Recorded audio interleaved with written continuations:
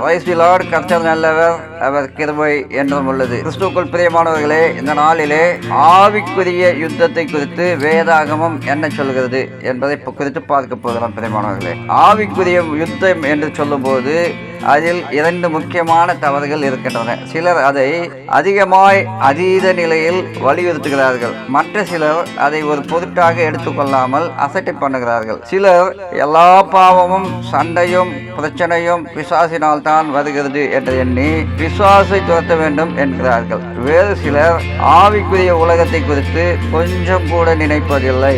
அது மட்டுமன்றி வான மண்டலங்களில் உள்ள பொல்லாத ஆவிகளின் சேனைகளோடு நமக்கு போராட்டம் உண்டு என்று வேதம் சொல்லும் உண்மையை அசட்டை பண்ணுகிறார்கள். பிரியமானவர்களே, வெற்றிகரமான ஆவிக்குரிய யுத்தத்திற்கு திறவுகோல் என்னவென்றால் அதை பற்றிய வேதாகமத்தின் சமநிலையை கண்டு கொள்வது தான் அதனுடைய திறவுகோல் என்று பார்க்கிறோம். சில நேரங்களில் இயேசு பிசாசுகளை துரத்தினார் என்று சொல்லி வேதத்தில் பார்க்கிறோம். மற்ற நேரங்களில் பிசாசை பற்றி ஒன்றும் சொல்லாமல் ஜனங்களை மட்டும் சுகமாக்கினார் என்று சொல்லி பார்க்கிறோம். அப்போஸ்தலனாகிய பவுல் கிறிஸ்தவர்களுக்கு அறிவுறுத்துதல்கள் வழங்கும் பொழுது அவர்கள் தங்களுக்குள் இருக்கும் பாவத்திற்கு விரோதமாக போர் செய்ய வேண்டும் என்றும் ரோமர் 6ஆம் அதிகாரத்தில் பார்க்கிறோம். பிசாசினுடைய தந்திரங்களை எதிர்த்து நிற்க வேண்டும் என்றும் எச்சரிக்கிறார். எபேசியர் 6ஆம் அதிகாரம் 10 முதல் 12 வரை சொல்லுகிறது, கடைசியாக என் சகோதரரே, கர்த்தரிலும் அவருடைய சத்துவத்தின் வல்லமையிலும் பலப்படுங்கள். நீங்கள் பிசாசின் தந்திரங்களோடு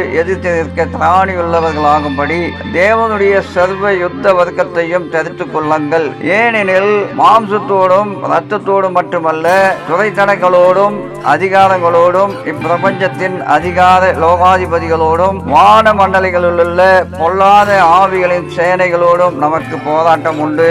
இந்த வேத பகுதி சில முக்கியமான கருத்துக்களை போதிக்கிறது. பிரியமானவர்களே, கர்த்தருடைய வல்லமையில் மாத்திரம்தான் நாம் பலங்கொண்டு நிற்க முடியும் என்பதை நாம் சிந்தித்து பார்க்க வேண்டும். தேவனுடைய சர்வாயுத வர்க்கம் நம்மை பாதுகாக்கிறது. பிரியமானவர்களே, மற்றும் நமது யுத்தம் வான மண்டலங்களில் உள்ள பொல்லாத ஆவிகளின் சேனைகளோடு என்று சொல்லப்படுகிறது. தேவன் நமக்கு தந்த சர்வாயுத வர்க்கத்தின் விளக்கத்தை எபேசியர் 6ஆம் அதிகாரம் வசனம் 13 முதல் 18 பார்க்கிறோம். நாம் சத்தியம் என்ற இடைக்கச்சையை கட்டினவர்களாக, நீதியின் மார்க்கவசம் தரித்தவர்களாக, ஆயத்தம் என்னும் பாதரட்சையை தொடுத்தவர்களாக, விசுவாசத்தின் கேடயம் பிடித்தவர்களாக, ரட்சிப்பின் பலனும் தலை சீராவை அணிந்தவர்களாக, ஆவியின் வசனமாகிய பட்டயத்தை பிடித்தவர்களாக மற்றும் ஆவியில் ஜெபிக்கிறவர்களாக உறுதியாக நிற்க வேண்டும். பிரியமானவர்களே, நன்கு யோசித்து பார்க்க வேண்டும், நன்கு சிந்தித்து பார்க்க வேண்டும். இந்த சர்வாயுத வர்க்கம் ஆவிக்குரிய யுத்தத்தில்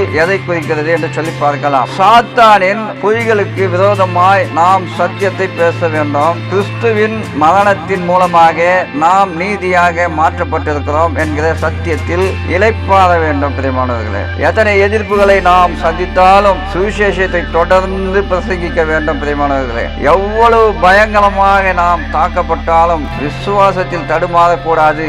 நமது முக்கியமான பாதுகாப்பு ரட்சிப்பின் நிச்சயமாகும். ஆம் பிரியமானவர்களே, இந்த நிச்சயத்தை எந்த சக்தியாலும் எடுத்து போட முடியாது.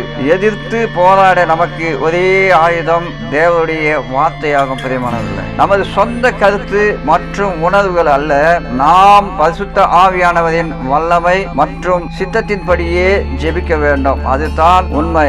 ஆவிக்குரிய ஜீவியத்தில், ஆவிக்குரிய யுத்தத்தில் சோதனையை மேற்கொள்வதற்கு நமக்கு முடிவான மாதிரி யார் என்று சொன்னால் இயேசு கிறிஸ்து. அவர் வனாந்தரத்தில் சோதிக்கப்படும் போது எப்படி சாத்தானின் நேரடி தாக்குதல்களை மேற்கொண்டார் என்பதை கவனித்து பாருங்கள். மத்தேயு 4ஆம் அதிகாரம் 1 முதல் 11 வாசிக்கிறோம். ஒவ்வொரு சோதனையும் எழுதப்பட்டிருக்கிறதே என்ற வார்த்தைகளை கொண்டு மேற்கொள்கிறார். பிரியமானவர்களே, சாத்தானுக்கு விரோதமாக உபயோகப்படுத்தப்பட்ட மிகச்சிறந்த ஆயுதம் ஜீவனுள்ள தேவனுடைய வார்த்தையாகும். பிரியமானவர்களே, நான் உமக்கு விரோதமாய் பாவம் செய்யாத படிக்கு உமது வாக்கை என் இருதயத்தில் வைத்து வைத்தேன் என்று சொல்லி சங்கீதம் 119:11 பார்க்கிறோம். பிரியமானவர்களே, ஆவிக்குரிய யுத்தம் பற்றிய எச்சரிக்கைகளை அதனுடைய கிரமத்தில் ஒரு பொருட்டாக எடுத்துக்கொள்ள வேண்டும். பிசாசுகள் நமக்கு முன்னால் நிற்காத படிக்கு, ஓடி தப்பி செல்லும் படிக்கு இயேசுவின் பெயர் ஏதோ ஒரு மாய மந்திரம் அல்ல. பிரியமானவர்களே,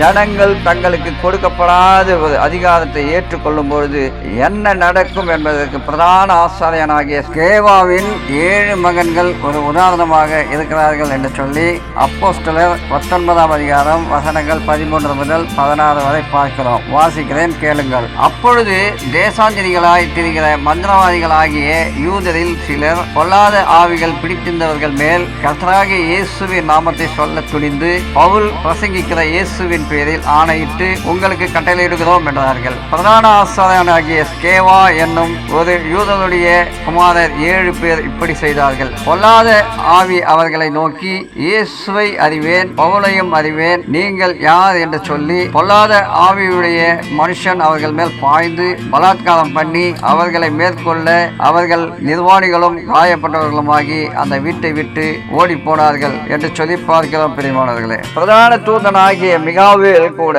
பிசாசுடனே தர்க்கித்து பேசின போது தனது சொந்த பலத்தினால் அவனை தூஷணமாய் குற்றப்படுத்த துணியாமல் கர்த்தர் உன்னை கடிந்து கொள்வாராக என்று சொல்வதை நாம் பார்க்கிறோம். யூதா 1ஆம் அதிகாரம் 9ஆம் வசனம். நாம் பிசாசுடன் பேச ஆரம்பிக்கும் போது ஏவாள் வழிநடத்தப்பட்ட அபாயத்தை நாமும் வழி தப்பி போகத்தக்கதாக நடத்தப்படுவோம். ஆதியாகமம் 3ஆம் அதிகாரம் 1 முதல் 7 வரை பார்க்கிறோம். நம்முடைய கவனம் முழுவதும் தேவன் மீது மட்டும் இருக்க வேண்டும். பிரியமானவர்களே, பிசாசுகள் மேல் அல்ல. நாம் தேவனிடம் தான் பேசுகிறோம், பிசாசுகளிடத்தில் அல்ல. சுருக்கமாக ஆவிக்குரிய யுத்தத்தில் வெற்றி கொள்வதற்கான திறவுகோள்கள் என்ன?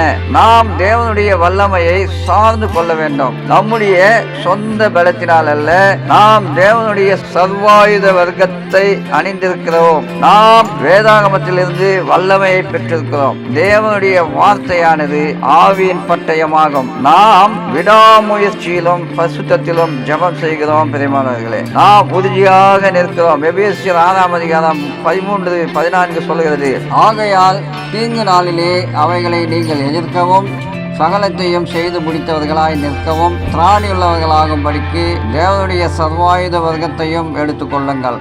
சத்தியம் என்னும் கச்சையை உங்கள் அறையில் கட்டினவர்களாயும் நீதி என்னும் மார்க்கவசத்தை தரித்தவர்களாயும் இருக்க வேண்டும் என்று சொல்லி பார்க்கிறோம். நாம் தேவனுக்கு கீழ்ப்படுகிறோம். சேனைகளின் கர்த்தர் நம்முடைய பாதுகாப்பாளராக இருப்பதை அறிந்து பிசாசின் வேலையை நாம் எதிர்க்கிறோம். யாக்கோபு 4ஆம் அதிகாரம் 7ஆம் வசனத்தில் பார்க்கிறோம், ஆகையால் தேவனுக்கு கீழ்ப்படிந்திருங்கள், பிசாசுக்கு எதிர்த்து நில்லுங்கள், அப்பொழுது அவன் உங்களை விட்டு ஓடி போவார். அடுத்ததாக, அவரே என் கண்மலையும் என் ரட்சிப்பும் என் உயர்ந்த அடைக்கலமானவர், நான் அதிகமாய் அசைக்கப்படுவதில்லை என்று சொல்லி சங்கீதக்காரன் 62:2 சொல்வதை நாம் பார்க்கிறோம். பிரியமானவர்களே, கர்த்தர் தாமே இந்த வசனங்களை ஆசீர்வதிப்பாராக. கர்த்தர் தாமே இந்த செய்தியை ஆசீர்வதிப்பாராக.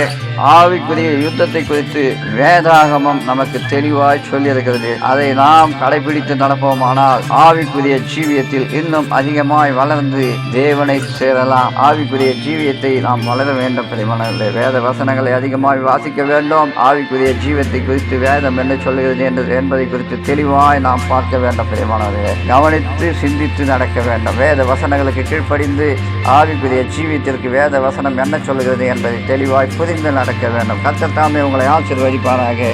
ஆமென், ஆமென்.